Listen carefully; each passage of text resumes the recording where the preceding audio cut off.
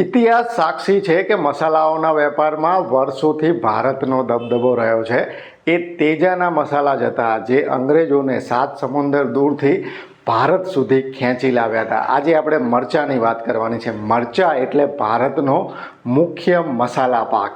આખા વિશ્વમાં મરચાંના ઉત્પાદનમાં આપણો ભારત દેશ અગ્રેસર છે. આથી ભારતમાં મરચાંનું ઉત્પાદન કેટલું થાય છે એની સીધી અસર આખા વિશ્વમાં મરચાંના બજાર ભાવ ઉપર થાય છે. છેલ્લા થોડા સમયથી મરચાંમાં તેજી સાથે વેપાર થઈ રહ્યો છે. તો મરચાંની આ તેજીને સરળતાથી સમજવાનો પ્રયાસ આપણે કરશું. તેજી પાછળના જે કારણો છે એ જાણવાનો પ્રયાસ કરશું. ને એની સાથે હવે જ્યારે નવી સિઝન, નવા વાવેતરની સિઝન શરૂ થઈ રહી છે, તો નવી સિઝનમાં વાવેતર માટે કયા કયા પરિબળો અત્યારે અસર કરી રહ્યા છે અને નવી સિઝનમાં મરચાંનું જે બજાર છે એ કઈ દિશામાં જવાની એક રીતે સંભાવના અત્યારે ઊભી થઈ છે, એ મુદ્દાને પણ સરળતાથી સમજવાનો પ્રયાસ આપણે આ વિડીયોમાં કરીશું. સમગ્ર વિશ્વમાં મરચાંના ઉત્પાદનમાં આપણો ભારત દેશ પ્રથમ સ્થાન ધરાવે છે. હવે પહેલાં આપણે ઉત્પાદનની વાત કરીએ, પછી નિકાસની વાત કરીએ, કારણ કે નિકાસમાં પણ સમગ્ર વિશ્વમાં આપણે મરચાંની બાબતમાં નંબર 1 સ્થાન ધરાવીએ છીએ. પહેલાં ઉત્પાદનની વાત કરીએ તો ઉત્પાદનમાં ઘટાડો નોંધાયો છે. કેમ ઘટાડો નોંધાયો છે? કારણ કે ગઈ સિઝનમાં વાવેતર ઓછું થયું છે. જે 25-26ની સિઝન હતી, વર્ષ 2025-26ની સિઝન હતી, એમાં વાવેતર ઓછું થયું. કેમ વાવેતર ઓછું થયું? કારણ કે જે 2024-25ની સિઝન એટલે કે એના કરતાં પણ જે આગલી સિઝન હતી એમાં ખેડૂતોને ઓછા ભાવ મળ્યા. આથી ગઈ સિઝનમાં વાવેતર ઓછું થયું. વાવેતર ઓછું કેટલું થયું? 15-20%, 25% સુધી અમુક રાજ્યોમાં જે વાવેતર છે ઓછું થયું. મુખ્યત્વે આંધ્રપ્રદેશ, તેલંગાણા, કર્ણાટક, મધ્યપ્રદેશ, ગુજરાત, આ બધા રાજ્યોમાં મરચાંનું વાવેતર થાય છે. તો નીચા ભાવના કારણે ગઈ સિઝનમાં મરચાંનું વાવેતર નોંધપાત્ર રીતે આપણા ભારતમાં ઘટ્યું. વાવેતર તો ઘટ્યું, પણ વાતાવરણ પણ પ્રતિકૂળ બન્યું. જે જુલાઈ મહિનામાં જે વરસાદ થવો જોઈએ એ પ્રમાણમાં ઓછો થયો. આથી ઘણા બધા વિસ્તારોમાં વાવેતર જે છે થઈ ના શક્યું, મોડું થયું, ઘણું બધું વાવેતર નિષ્ફળ થયું. આ કારણે ઉત્પાદનમાં મોટો ઘટાડો આવ્યો અને ઉત્પાદનમાં મોટો ઘટાડો આવવાના કારણે છેલ્લા થોડા સમયથી આપણને મરચાંમાં તેજી સાથે વેપાર થતો જોવા મળ્યો છે. સૂકા મરચાંની આપણે વાત કરીએ તો થોડા મહિનાઓ પહેલાં જે સૂકા મરચાં, જે મરચાંમાં અલગ અલગ ક્વોલિટી હોય છે, આથી આપણે જનરલ ક્વોલિટીની વાત કરીએ તો 15,000 રૂપિયાથી 20,000 રૂપિયા ક્વિન્ટલનો ભાવ, એટલે આપણે એમ ગણીએ કે 3,000 રૂપિયાથી 4,000 રૂપિયા જે મણના ભાવની ક્વોલિટીવાળા મરચાં હતા એ અત્યારે વધી અને 5,000 રૂપિયાથી લઈ અને 6,500 રૂપિયાની સપાટીએ પહોંચ્યા છે. એટલે કે જે ભાવ છે એમાં સતત એક રીતે આપણને તેજી જોવા મળી છે. હવે જે ઉત્પાદન છે એ ઘટ્યું છે, ભાવ વધ્યા છે અને માંગ પણ વધી છે. માંગ કઈ રીતે વધી છે? સ્થાનિક સ્તરે જે આપણા દેશમાં જે મરચાંની માંગ છે એમાં ધીમી ગતિએ સતત વધારો થઈ રહ્યો છે. અને બીજું, નિકાસની માંગ વધી છે. ચીન જેવા જે બીજા મરચાંના ઉત્પાદક દેશો છે એમાં ઉત્પાદન ઘટ્યું છે. આથી સમગ્ર વિશ્વ મરચાં માટે ભારત ઉપર નિર્ભર બન્યું છે. આથી ભારતમાંથી મોટા પ્રમાણમાં આ વખતે મરચાંની નિકાસ વિશ્વભરમાં થઈ છે. તો સ્થાનિક માંગ વધી અને નિકાસ વધી, આથી માંગ વધી. અને જ્યારે બીજા પક્ષે વાવેતર ઓછું થયું ને પ્રતિકૂળ હવામાન હતા એટલે ઉત્પાદન ઘટ્યું. આના કારણે મરચાંના જે બજાર ભાવ છે એ આપણને નોંધપાત્ર રીતે વધતા જોવા મળ્યા છે. આ તો આપણે ભૂતકાળની અને વર્તમાનની વાત કરીએ. હવે ભવિષ્ય કેવું રહેશે, એટલે કે હવે નવી સિઝન જે છે એનું વાવેતર શરૂ થશે. ખાસ કરીને આપણા સૌરાષ્ટ્ર પંથકમાં મરચાંની ખેતી થાય છે. તો નવી સિઝનમાં જે ખેડૂતોને મરચાં વાવવાના છે એમને બજાર બાબતે કઈ વસ્તુઓ જાણવી અત્યારે જરૂરી છે. નવું જે વાવેતર છે એમાં કયા કયા પરિબળો ખાસ કરીને બજારને અનુલક્ષીને મહત્ત્વના છે એ આપણે સમજીશું. ને આપણને એ સમજાવવા માટે મરચાં બજારના એક રીતે નિષ્ણાત અને કર્તવ્ય સીડ્સના ડિરેક્ટર હર્ષદભાઈ પાનેલિયા આપણી સાથે જોડાયા છે. મરચાં બજારની વધુ ચર્ચા માટે આપણી સાથે કર્તવ્ય સીડ્સના ડિરેક્ટર હર્ષદભાઈ પાનેલિયા જોડાઈ ગયા છે. તેમની પાસેથી આપણે નવી સિઝનની વાત કરશું. નવી સિઝનમાં મરચાંના વાવેતરની કેવી સ્થિતિ રહેશે, એના ઉત્પાદનની કેવી સ્થિતિ રહેશે, એની માંગની, એના પુરવઠાની કેવી સ્થિતિ રહેશે, અને અંતે મુખ્ય પ્રશ્ન કે મરચાં બજારની નવી સિઝનમાં કઈ પ્રકારની સ્થિતિ રહેવાની, અત્યારની સ્થિતિ જે છે એ સંભાવના છે ને એને અસર કરતા કયા કયા પરિબળો છે એ આપણે જાણીશું. તો હર્ષદભાઈ, સ્વાગત છે. પ્રથમ આપણે એ ચર્ચા કરીએ કે તમે એઝ અ બિયારણ ઉત્પાદક છો, તમે મરચાં બજાર વિશે લાંબો અભ્યાસ ધરાવો છો. તો ઉત્પાદન, માંગ, પુરવઠા અને બજાર, તો નવી સિઝનમાં ટૂંકમાં ખેડૂતોને તમારી શું સલાહ છે ખાસ કરીને મરચા જે ખેડૂતો મરચા વાવવાના છે, મરચા વાવવાનું આયોજન કરી રહ્યા છે એમના માટે? જે પાછલી સિઝન છે એ તો છેલ્લા 6 મહિના તો આપણે તેજી સાથે જોઈ રહ્યા છીએ, પણ હવે પછી નવી સિઝનમાં બજાર ઉપર કયા કયા પરિબળો અસર કરી શકે છે? હર્ષદભાઈ, ખૂબ જ અગત્યનો અત્યારે જ્યારે મરચાના વાવેતરની સિઝન આવી રહી છે અને કોઈ પણ પાકની પરિસ્થિતિ વાવેતરની સિઝન હોય એ પહેલા આ બહુ અગત્યનો છે કે માર્કેટની પરિસ્થિતિ. તો સૌથી પહેલા હું જ્યારે વાત કરું કે હંમેશા છેલ્લા ઘણા સમયથી ખેડૂતો જે છે એ અત્યારના ભાવની જે પરિસ્થિતિ હોય એને લઈને વાવેતર કરતા હોય. પણ બજારની પરિસ્થિતિ જે છે, ખાસ કરીને જ્યારે આજે આપણે મરચાની વાત કરીને તમે જે વાત કરી કે અત્યારે માર્કેટમાં તેજી છે, કયા કારણોસર, એ તમે બધી પરિબળ જે વાતો લોકોને કરી દીધી. પણ હવે જ્યારે હું વાત કરું છું કે ભાવની જે પરિસ્થિતિ કે બજારનું જે ભાવની પરિસ્થિતિ છે એ મુખ્યત્વે 3 પરિબળો ઉપર આધાર રાખતું હોય છે. એક છે વાવેતરનો વિસ્તાર વધવાનો છે કે ઘટવાનો છે. એના પ્રમાણે જે છે આજે મરચાનું ઉત્પાદન વધારે રહેશે કે ઘટશે એ એક ઇમ્પોર્ટન્ટ વસ્તુ છે. ત્રીજી વસ્તુ છે કે સ્ટોક, કેરી ફોરવર્ડ સ્ટોક જે આગળથી આવ્યો હોય એ કેરી ફોરવર્ડ સ્ટોક કેવો રહેવાનો છે અથવા કેટલો છે એ.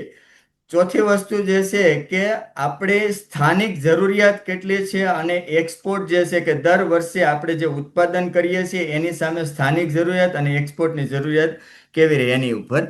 તો હું થોડુંક જે મારે જ્યાં સુધી નોલેજ છે અને પરિસ્થિતિ, કરંટ પરિસ્થિતિ એ પ્રમાણે ખેડૂતને વાત કરીએ તો પાછલા વર્ષોની અંદર ભાવને કારણે ઓલ ઓવર ઇન્ડિયાની અંદર, એમાં ખાસ કરીને જ્યારે આપણે વાત કરીએ આંધ્ર, તેલંગાણા અને કર્ણાટક એ મુખ્ય વિસ્તાર છે કે જ્યાં 1.25 લાખ 1.5 લાખ હેક્ટરનું વાવેતર થતું. એ પછી એમપી છે, ત્યારબાદ ગુજરાત છે કે ગુજરાતની અંદર જનરલી 30-40 હજાર હેક્ટરની અંદર વાવેતર થતો. એ પાછલા વર્ષોની અંદર ભાવને કારણે ખૂબ જ, એટલે કે 25-30% અને ઇવન કર્ણાટકની અંદર તો 40-50% સુધી વાવેતર ઘટ્યું.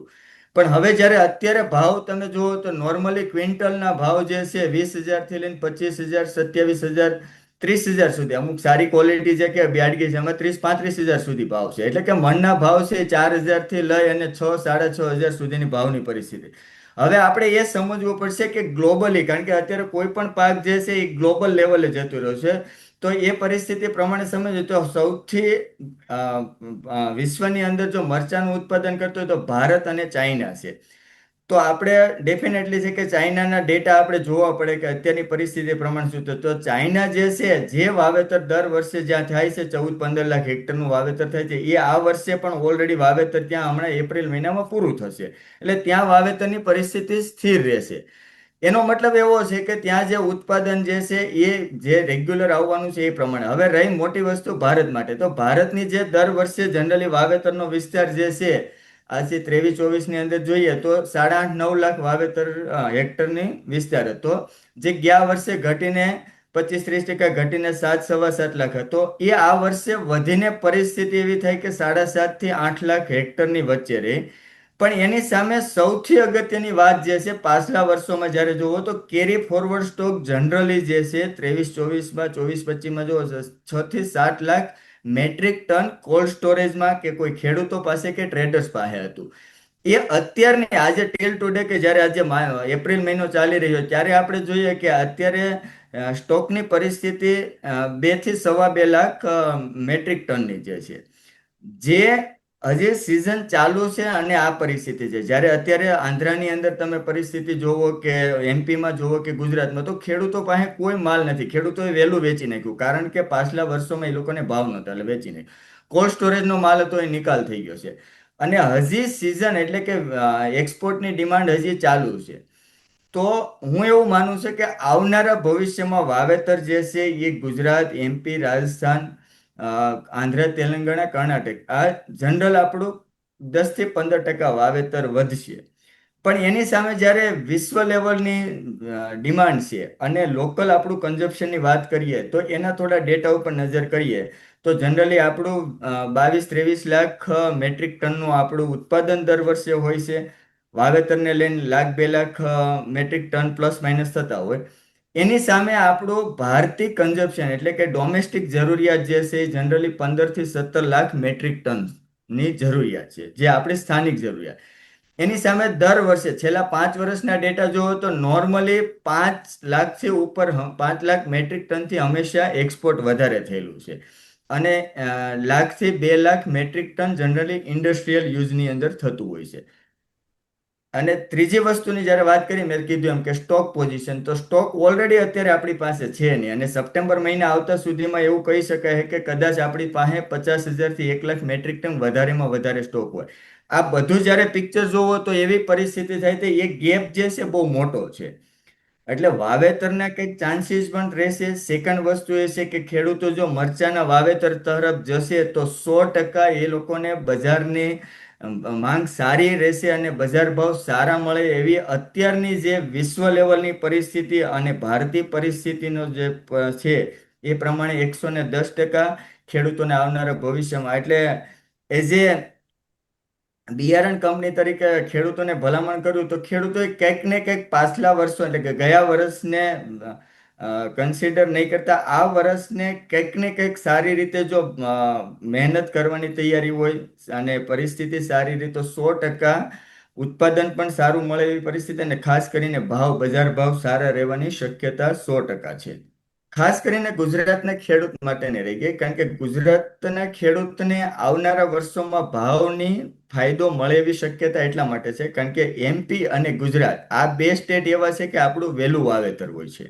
વહેલું વાવેતર હોય એટલે સ્વાભાવિક છે કે માલ પણ વહેલો આવે, અને જ્યારે સ્ટોક નો હોય અને એક્સપોર્ટની ડિમાન્ડ હોય, એ સ્વાભાવિક છે કે શરૂઆત થાય એટલે શરૂઆતના જે કોઈ લોકો હોય એને મળવાની શક્યતાઓ રહે. ત્રીજી વસ્તુ એ છે કે આપણા માટે યુએઈ અને સાઉદી અરેબિયા આપણી પાસેથી દર વર્ષે ફિક્સ એ લોકો પરચેઝ કરે છે, અને એ લોકોની ખરીદી જનરલી ફેબ્રુઆરીથી લઈ અને જૂન મહિના સુધી વધારેમાં વધારે હોય. પણ અત્યારની આ યુદ્ધની પરિસ્થિતિમાં એ લોકોની સ્ટીલ ડિમાન્ડ છે, પણ કંઈક ને કંઈક યુદ્ધને કારણે આપણે એની ડિમાન્ડને સપ્લાય નથી કરી શકીએ. એટલે જેવું કંઈક આ યુદ્ધ બંધ થશે એટલે તરત એ ઇન્ડિયામાંથી એની ડિમાન્ડ આવશે અને ઇન્ડિયામાંથી એક્સપોર્ટ થવાના. એટલે ગુજરાતના ખેડૂતો અને એમપીના ખેડૂતોને આ સૌથી વધારે આવનારા વર્ષોમાં ફાયદો મળવાની શક્યતા રહેશે. હવે આપણે કર્તવ્ય સીડ્સ ની વાત કરીએ. કર્તવ્ય સીડ્સ વિશે ટૂંકમાં સમજાવો કે મરચામાં ખાસ કરીને અને કપાસમાં આપણે કયા કયા બિયારણો છે અને એની ખાસિયત શું છે, અને આપણે ક્યાં ક્યાં આપણે વેચાણ જે છે, આપણું માર્કેટ જે છે કર્તવ્ય સીડ્સ નું અત્યારે છે દેશમાં. બરાબર છે, કારણ કે આ પણ એક અગત્યનું છે. જ્યારે વાવેતર હોય તો બિયારણ વિશે પણ માહિતી હોવી જરૂરી. ખાસ કરીને અમારી કંપની જે છે મરચીની અંદર ખૂબ સારું R&D, અને ગુજરાતની અંદર જો વાત કરીએ તો મેજિક અને પદ્માના નામથી 2 વેરાયટી જે કરે છે કે જેનું ઉત્પાદનની દ્રષ્ટિએ પણ ખૂબ સારું છે, કલર પણ ખૂબ સારો છે, અને ખાસ કરીને વાયરસ સામે પ્રતિકારક જાત છે. અને પ્રતિકૂળ સંજોગોમાં તમે જુઓ છેલ્લા 2-3 વર્ષથી ગમે ત્યારે વરસાદ ને, તો એ પરિસ્થિતિની અંદર ટકી શકે એવી જાતો છે. બીજો એક દેશી એટલે ઘોલર ટાઈપમાં જે અમારી એક કર્તવ્ય 101 કરીને વેરાયટી આવે છે, જેના ભાવ પણ માર્કેટમાં ઊંચા મળે છે. આ સિવાય અમારી કંપની આંધ્રા અને તેલંગાણા કે જે તેજાનું માર્કેટ છે, ખાસ કરીને તેજા, અને તમે વિશ્વિક લેવલે જુઓ તો તેજાના મરચાની ખૂબ જ સારી ડિમાન્ડ હોય, તો અમારી કંપની ત્યાં KCH10, KCH4 અને આ વર્ષે અમે એક મેજર કરીને પ્રોડક્ટ આપેલી છે, એના પણ ખૂબ જ સારા જે છે ત્યાં ડિમાન્ડ છે અને ખેડૂતો ખૂબ ખુશ છે, અને એની ડ્રાય વેલ્યુ ખૂબ જ સારી છે, અને ખાસ કરીને વાયરસ સામે પ્રતિકારક જાતો છે. તો એક વિશેષ કહી શકું કે ગુજરાતના ખેડૂતોએ હવે મેં જે વાત કરી કે તેજા ક્વોલિટી એટલે કે શોર્ટ G4 સેગમેન્ટના મરચાનું વાવેતર કરવાની શરૂઆત કરવી જોઈએ, કારણ કે એ જ વેરાયટીનું વૈશ્વિક લેવલે ગમે ત્યારે એની હંમેશા ડિમાન્ડ રહે છે. અને ખાસ કરીને આવનારા વર્ષોમાં જે મેં તમને કીધું કે આવનારા વર્ષોમાં જ્યારે ની અંદર ડિમાન્ડ ચાલુ થાય ત્યારે એ કેરી ફોરવર્ડ સ્ટોક નહીં હોવાને કારણે હું એવું માનું છું, મારું માનવું એવું છે કે ગુજરાતના લોકો જો વાવેતર કરે તો 100% એને ફાયદો મળવાનો ભાવની અંદર, બજાર ભાવની અંદર મળવાની શક્યતા રહે એવી શક્યતા છે.